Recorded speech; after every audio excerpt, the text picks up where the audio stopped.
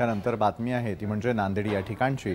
या ठिकाणी असलेल्या तामसा इथल्या मंदिरामध्ये भाजी भाकरीचा नैवेद्य ठेवला जात असतो। यावेळेला हजारो भाविक आवर्जून जमा झालेले होते आणि त्यांनी या प्रसादाचा आनंदही लुटला।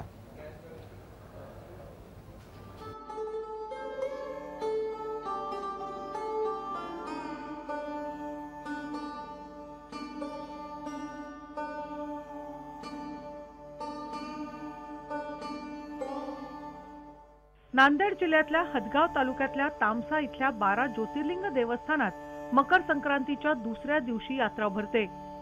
महादेवाची 5 फूट एक मोठी पिंड आणि लहान आकारात 12 ज्योतिर्लिंगाच्या पिंडी आहेत।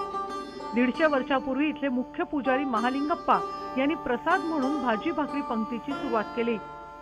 दुपारी 12 वाजता नैवेद्य दाखवल्यानंतर भाजी भाकरी भाविकांना प्रसाद म्हणून दिली जाते आणि भाविकही मोठ्या उत्साहाने या रुचकर भाजी भाकरीचा स्वाद घेतात। त्या भाजी भाकरीची सुरुवात आमचे वडील महालिंग संभाया कंठाळे यांनी करून 100-125 वर्षाचा इतिहास आहे। लहानसं रोपट्याचं महान वटवृक्ष झालेलं आहे। इतिहासामध्ये चंद्रगुप्ताचं साम्राज्य होतं, स्वर्णयुग होतं, त्याप्रमाणे आमचं या भाजी भाकरीचं आणि सुवर्णयुग झालेलं आहे। परिसरातील विविध गावातून महिला भाकऱ्या करून मंदिरात आणून देतात। त्याचबरोबर 12 प्रकारच्या भाज्या एकत्र करून स्वच्छ धुवून निवडून त्यात कुठलंही तेल किंवा मसाला न वापरता मीठ आणि तिखट टाकून भाजी केली जाते। महाराष्ट्रात कुठेही न आढळणारी भाजी भाकरीची आगळीवेगळी पंगत येथे भरत असते।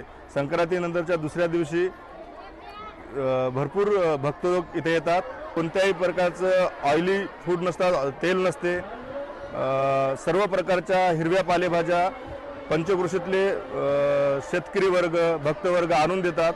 त्या भाज्या भाकरी आणून देतात आजूबाजूच्या गावातून खेड्यातून। त्या सगळ्याचं मिश्रण होते आणि ते सर्वांना कुठलाही भेदभाव न करता योग्य पद्धतीने त्याचा प्रसाद देण्यात येतो। भाविक भक्तांची येणाऱ्या जे लोकांची इथे एवढी अपार श्रद्धा आहे की भाजी खाल्ल्यावर त्यांना इतकं मन तृप्त होते की ते समाधानी होतात भरपूर। आणि हे जे भाजी आम्ही शिजवतो याच्यात कुठल्याही प्रकारचा मसाला किंवा काही आम्ही वापरत नाही। जवळपास 15 ते 20 नमुन्याच्या भाज्या जे सर्वपणे आम्ही एकत्रित करून ही भाजी शिजवतो आणि या कार्यासाठी जवळपास हजारो लोक आम्हाला मदत करतात व आमचे 300 ते 400 कार्यकर्ते अहोरात्र आम्हाला झटतात। तामसाच्या या 12 ज्योतिर्लिंग देवस्थानाला तीर्थक्षेत्राचा क दर्जा प्राप्त आहे आणि जवळपास 50 ते 60 हजार भाविक एका दिवसात या भाजी भाकरीचा आस्वाद घेतात। प्रवीण खंदारे, जय महाराष्ट्र न्यूज।